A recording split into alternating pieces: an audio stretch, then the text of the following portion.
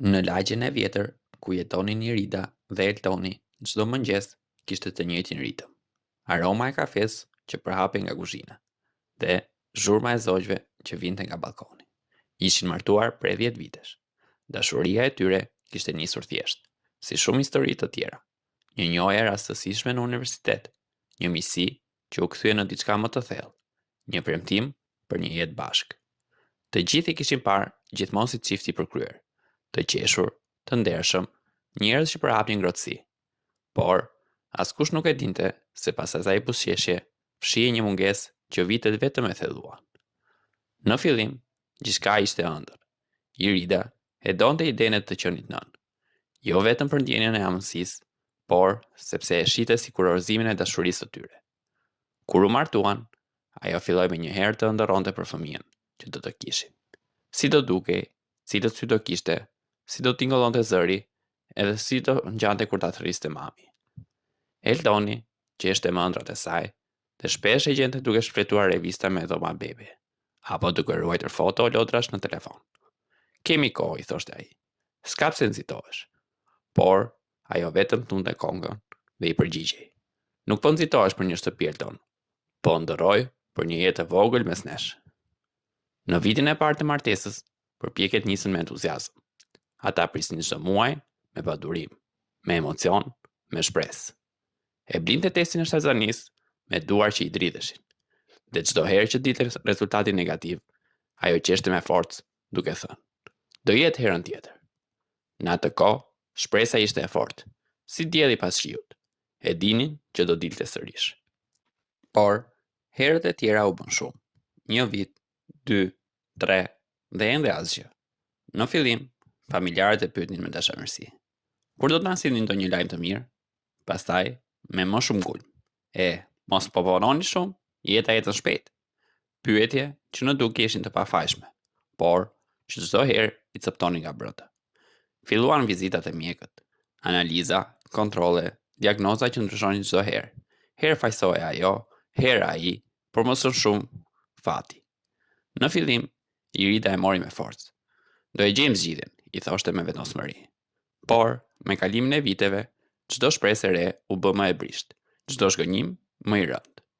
Në një nga vizitat e para, mika i tha me një zë të butë: "Ndonjëherë ndodh pa arsye të dukshme.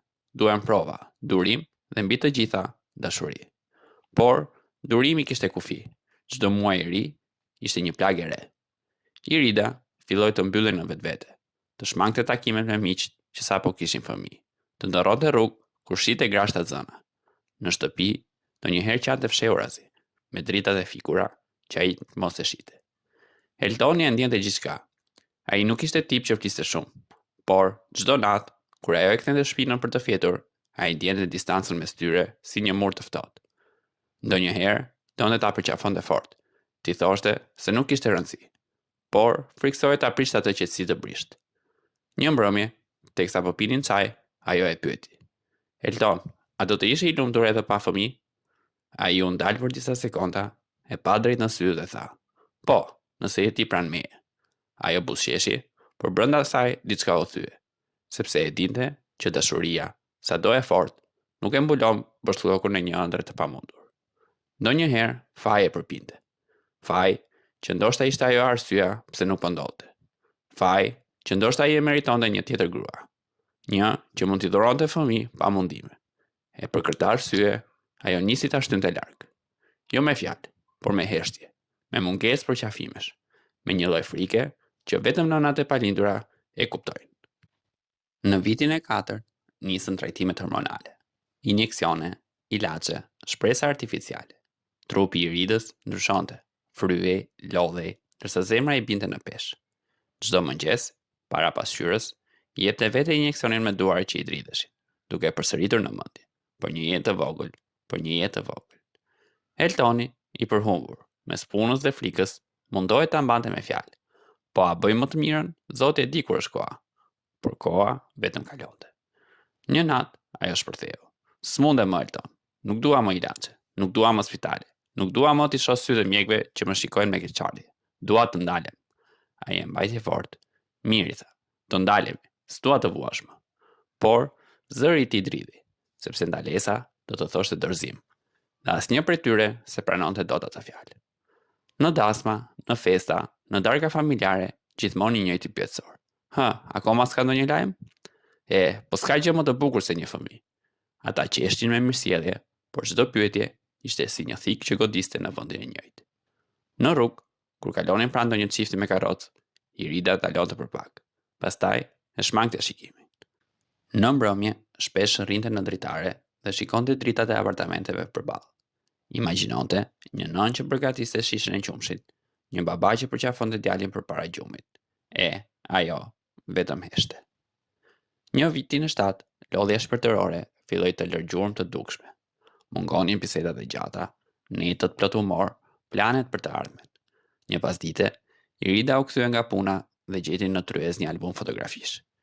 Ishin kujtimet e viteve të para, udhëtime, përqafime, dasma, buzëqeshje. Kur Eltoni hyri në shtëpi, ajo i tha me zë të butë. Kujton kur ishin vetëm ne të dy dhe na mjaftonte? Ai u afrua e pa drejt në sy dhe i tha: "Akoma na mjafton." Por, në atë moment, të dy e dinin që diçka mungonte. Diçka që as kujtimet nuk e mbulonin më. Një natë dimri, bora mbulonte qytetin dhe dritat jashtë pasqyroheshin në xhamin e ftohtë. Irida u ngrit nga krevati dhe doli në dhomën e ndenjës. U ul në divan me badanien e hedhur mbi supe. Në duar mbante një test tjetër, ai i radhës. Rezultati, si gjithmonë, negativ. Ajo e vendosi mbi tavolinë dhe i ra një lot në mes. Eltoni doli pas saj, e pa dhe nuk foli. Thjesht u ul pranë, e përqafoi dhe e mbajti fort. Mos qaj, i përshpëriti. Po, s'po qaj për tesin, tha ajo, me zërin që i thyej. Po qaj se kam frikë se po humb veten. Ai nuk pati përgjigje. Vetëm e mbajti më fort, derisa frymarrja e saj u qetësua. Atë natë nuk folën më. Por, në heshtje, të dy e kuptuan njësoj, se dashuria e tyre ishte ende aty, por e plagosur. Se sa do të fortë të ishin, poshtllëku që kishin hyrë mes tyre ishte i thellë, dhe çdo përqafim duhet të kalonte përmes tij. Kur agoi mëngjesi, Irida u zgjua e lodhur, por me një qetësi të çuditshme. Eltoni e gjeti në kuzhinë, me një fixhan kafeje përpara. Sytë e saj ishin të fryrë, por të kthjellët. Ai ul pranë dhe eshtën për disa minuta. Pastaj ajo tha me zë të ulët: "Ndoshta duhet ta pranojmë, që kjo s'është rruga jonë." Ai mori dorën dhe i tha: "Irida, nuk më duhet askush tjetër, veç teje." Ajo u kthye dhe e pa drejt. Në sytë e tij nuk kishte më premtime, as justifikime, vetëm dashuri e lodhur, por e vërtetë. Ajo pshërëtiu dhe vendosi kokën mbi supin e tij. Në atë qetësi të thellë, asnjë nuk foli më. Vetëm zemrat e tyre rrinin ngadalë, sikur donin t'i kujtonin vetes se ende ishin gjallë. Por, brenda tyre, të dy e dinin që poshtllëku ishte i thellë, dhe se rruga për ta mbushur sapo kishte filluar, edhe pse ende nuk e dinin ku do e çonte. Pas viteve të pafundme përpjekjesh dhe zhgënjimit të përsëritur, Eltoni dhe Irida ndiheshin të shurdhur nga dhimbje. Çdo ditë që kalonte, pa lajmin e pritshëm, pa shtazanin që e shpresonin, e rriste poshtllëkun në zemrën e tyre. Shumë herë, Irida ishte ulur në dhomën e tyre të gjumit, duke mbajtur kokën në duar, duke ndjer peshën e viteve që kalonin. Eltoni qëndronte pranë saj, duke i marrë dorën, por ndjenja e zhgënjimit ishte e përbashkët. Të dy e dinin se realiteti ishte më i ashpër se ëndrat e tyre. Një mëngjes, të ftohtë dimri, pas një vizite të radhës te mjekja, doktor Mira, Irida dhe Eltoni dolën nga zyra me një heshtje të rëndë mbi supet e tyre. Doktoresh Mira i kishte folur me butësi, por pa lëshuar asnjë hap pas. Elton, Irida, kemi bërë gjithçka që mundëm. Probabiliteti që Irida të mbetet shtatzën natyrshëm është pothuajse zero. Fjalët u përplasën mbi ta si valë të ftohta. Irida ul në një karrike pranë dritares dhe nuk mundi të thoshte asgjë. Lotët i rridhnin pa pushim. Eltoni ul pranë saj dhe i mbajti dorën fort, duke ndjerë dhimbjen që përhapej në secilin muskull të trupit të tij. "Do ta kalojmë këtë bashkë," i tha ai. Por zëri i tij dridhi dhe Irida e dinte që dhe ai po e vuante thellë. Ditët që pasuan ishin të mbushura me heshtje të gjatë dhe momente reflektimi. Irida filloi të shmangte dasmat e shoqeve dhe vizitat ku kishte fëmijë. Çdo lojë, çdo zë i vogël që përshkonte sallën e pritjes së spitalit i dhimbte. Eltoni përpiqej të sillte qetësi dhe optimizëm. por ai vetë nuk mund të shmangte ndjenjën e mbëshllëkut që ndodhi brenda tyre. Një ditë, ndërsa prisnin në spital për një vizitë rutinë, Irida pa një skenë që i mbeti në mendje për shumë kohë. Një nën e lodhur dhe e dëshpëruar e la foshnjën e saj në kujdes shtetëror. Irida e shikoi me sy të mbushur lot, dhe diçka brenda saj u përplas. Ishte një moment i vështirë, por në të njëjtën kohë diçka ndryshoi në zemrën e saj. Ajo filloi të mendonte se dashuria për një fëmijë nuk kishte nevojë të vinte nga gjaku. Në ditët që pasuan, Irida ndante mendime me Eltonin. Po sikur ne të merrnim një fëmijë që nuk është yini biologjikisht. Eltoni u ngriti utur. Irida, po a mund ta duam një fëmijë që s'është yni? A mund të jemi prindër të vërtet për dikë tjetër? Bisedat e tyre ishin të gjata dhe të thella. Shumë herë rinin në heshtje, duke reflektuar mbi moralin, paragjykimet e familjes dhe shoqërisë. Do të na kuptojnë njerëzit? Çfarë do thon familjarët? Pyesti Irida. Eltoni, duke e parë në sy, i përgjigjej. Nuk ka rëndësi çfarë thon të tjerët. Kjo është jeta jon, dashuria jon dhe mundësia jon për të bërë diçka të bukur. Pas disa ditësh reflektimit dhe diskutimeve të pafundme, vendimi filloi të formohej. Eltoni dhe Irida kuptuan se dashuria ishte më e fortë se paragjykimet, se dëshira për të bërë prindër mund të triumfonte mbi dhimbjen e humbjes dhe bëshllëkun e viteve pa fëmijë. Ata vendosën të aplikojnë përmirësim. Procesi ishte i gjatë dhe i lodhshëm. Dokumente, takime, verifikime dhe pritje të pafundme. Por çdo hap i afronte ata me ëndrrën e tyre. Çdo leje nënshkruar, çdo dokument i plotësuar, çdo telefonat nga zyra e birësimit ishte një hap drejt një dashurie që nuk ishte biologjike, por që do t'i bënte ata prindër të vërtet. Atë natë, ata rinin duke folur për mundësinë e një fillimi të ri, për momentet që do ndanin së bashku me një fëmijë që do të shndërrohen në një pjesë të jetës së tyre. Ishte një ndjenjë e papërshkrueshme, një përzierje midis frikës, shpresës dhe dashurisë që tashmë kishte filluar të lulëzonte, edhe pse ende nuk ishte konkretizuar.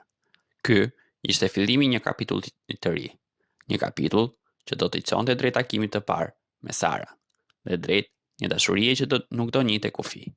Ata kishin kaluar dhimbjen, pranimin dhe dilemat morale, dhe tani mund të fillonin ëndrrën e tyre për të qenë prindër të vërtet, për dikë që nuk ishte gjaku i tyre, por që tashmë kishte fituar vendin e saj në zemrën e tyre.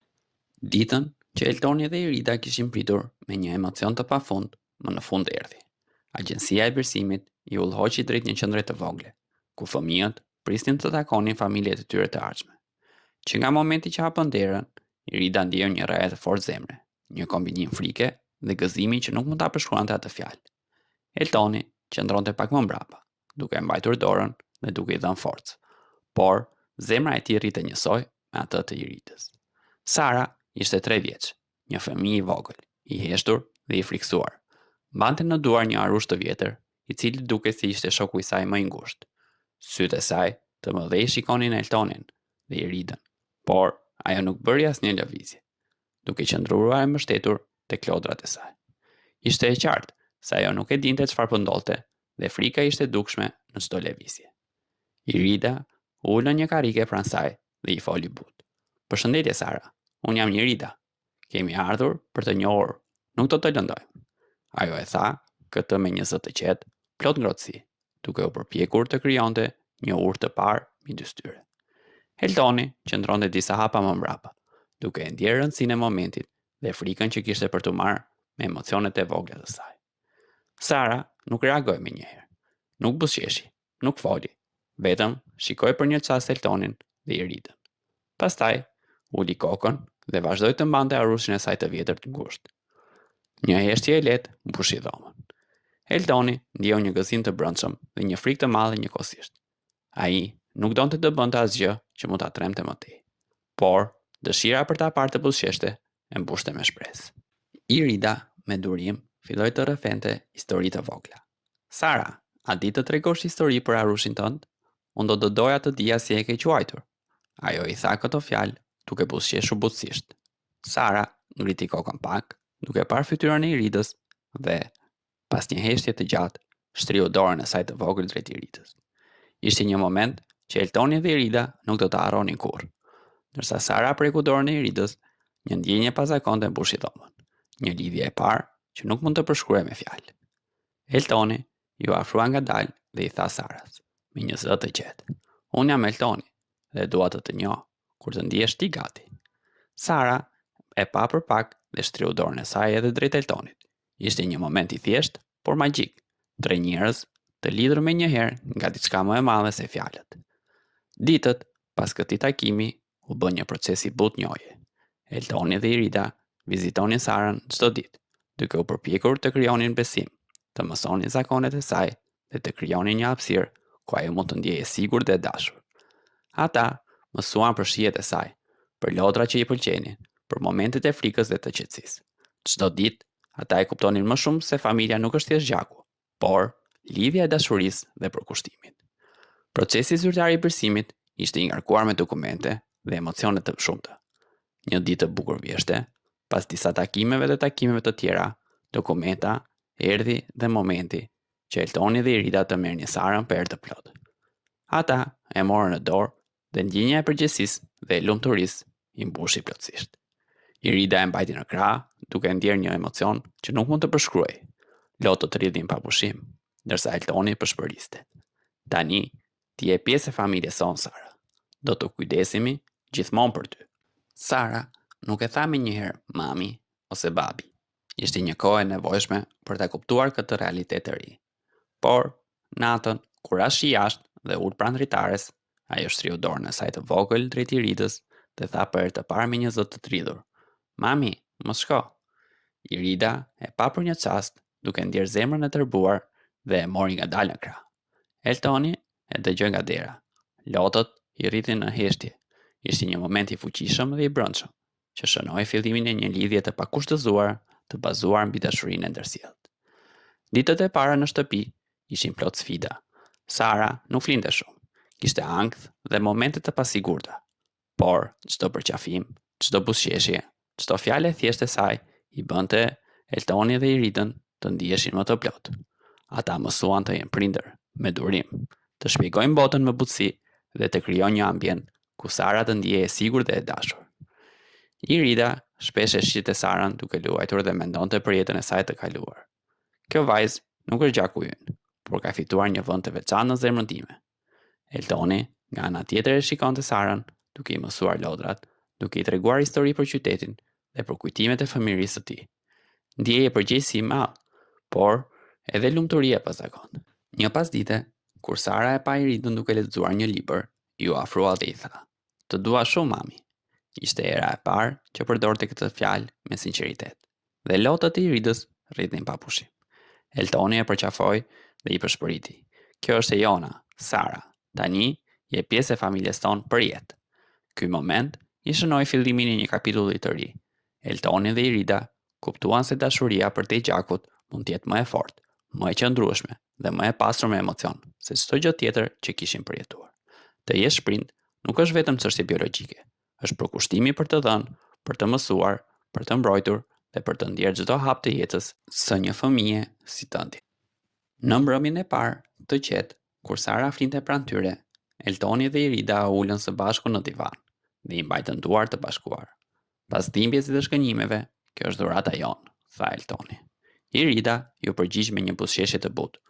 Po, dhe ndonjëherë dashuria më e madhe nuk vjen nga gjaku, por nga zemra.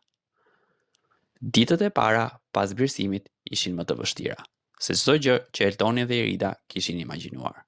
Sara kishte një botë të vetën, të mbushur me frikë dhe pasiguri. Çdo natë duke sikur një nga betejat e vogla për të dy prindrit. Nuk mund të flinte lehtë. Her pas here zgjohej duke qarë, duke thënë fjalë të shqetësuara që Eltoni dhe Irida nuk i kuptonin gjithmonë. Irida përpiqej të kuptonte motivet dhe traumat e vogla që fshiheshin pas çdo loti. Sara nuk ka asgjë për të friksuar, i thoshte ajo, duke e përkthyer butësisht. Unë jam këtu, Eltoni është këtu, nuk ka rrezik. Por nuk ishte vetëm frika. Sara kishte humbur shumë. Ishte ndarë nga çdo gjë që njihte, nga shoqet e vogla dhe ambienti i njohur i hetimores. Ushqimi shpesh ishte problem. Donjëherë nuk e pranonte atë që i ofrohej. Eltoni dhe Irida bënin të pamundurën për të kuptuar nevojat e saj, për të gjetur mënyra të reja për të komunikuar dhe për të krijuar besim. Fqinjët filluan të vinin me pyetje të thjeshta, por që shpesh e rëndoni situatën. A është e jotja kjo vajzë? Irida dhe Eltoni ndjenin veten të mbrojtur, por her pas here pak të gjymtuar. Nuk ishte një pyetje e keqe, por një shprehje e shoqërisë që nuk kuptonte gjithmonë procesin e birësimit dhe dashurinë që linte nga zemra dhe jo nga gjaku. Tensioni rritej kur njerëzit e jashtëm nuk e kuptonin se një familje mund të krijojë edhe përtej lidhjes biologjike. Por Eltoni dhe Irida qëndronin të bashkuar. Ata nuk e lejonin askënd të shkelte ndjenjat e tyre. Çdo natë qëndronin pranë Sarës duke i treguar dashurinë dhe kujdesin e tyre pa kushte. Ditët kaluan dhe ngadalë Sara filloi të ndryshoj. Filloi të hapet përmes lojrave dhe vizatimeve. Pikturonte në tryezën e saj të vogël, duke treguar botën e saj të brendshme dhe duke dhënë shenja të besimit që përkrijonte me Eltonin dhe Iridën. Kur filloi të buzëqesh pa frikë, kur i thonte mami dhe babi në mënyrë spontane, Eltoni dhe Irida ndjenin një lumturi të pafund, të përzier me trishtim dhe gëzim.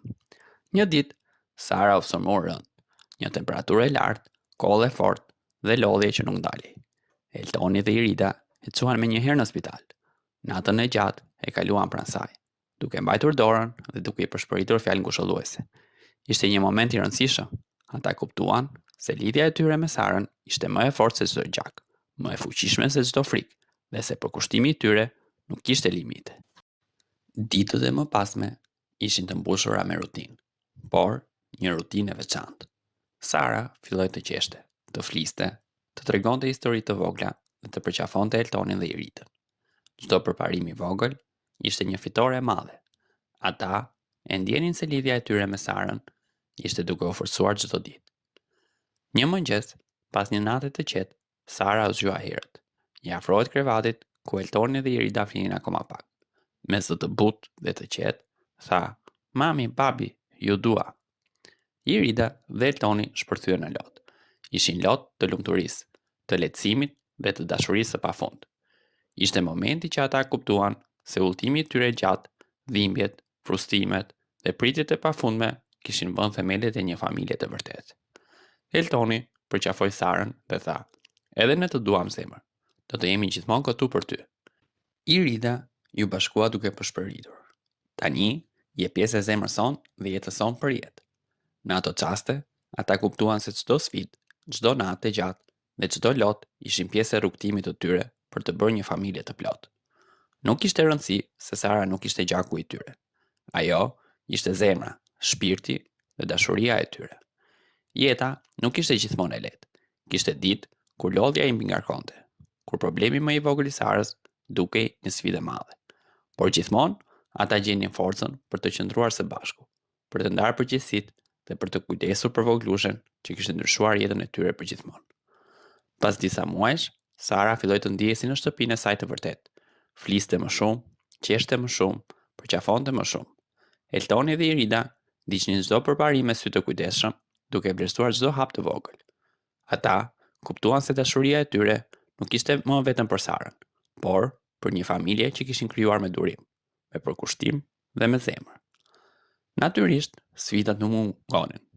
Fqinjët dhe të afërmit vazhdonin të pyesnin, por Eltoni dhe Irida nuk e lejonin askënd të shkelte lidhjen e tyre. Ata kishin mësuar një sekret të thjeshtë. Dashuria është më e fortë se çdo gjak, më e fuqishme se çdo paragjykim dhe më e vlefshme se çdo pritje e gjatë. Ky kapitull përfundon me një ndjenjë të thellë lehtësimi dhe paqeje. Sara nuk ishte thjesht një fëmijë që Eltoni dhe Irida kishin marrë. Ajo ishte një pjesë e zemrës së tyre, një simbol i dashurisë së tyre të pakushtëzuar dhe i qëndrueshmërisë së tyre. Çdo mëngjes, kur Sara zgjonte dhe thoshte: "Mami, babi, ju dua", ata ndjenin një përmbushje të pakrahasueshme, një lumturi që nuk mund të mantet me fjalë. Në fund, Eltoni dhe Irida kuptuan se udhëtimi i tyre i gjatë për të bërë një familje kishte qenë plot sfida, por gjithashtu i mbushur me mësime të çmuara. Ata kishin mësuar se prindërimi nuk është thjesht biologjik, është një rrugëtim i vërtetë i shpirtit, i ndërtuar mbi dashuri, përkushtim dhe përkujdesje. Sara, me buzëqesjen e saj të vogël, me pikturat dhe lorat e saj, ishte dëshmi se dashuria e vërtet nuk njeh kufi. Ajo ishte dhurata e tyre më e madhe, dhe Eltoni dhe Irida e dinin se kur nuk do ta lejonin të largohen nga zemrat e tyre.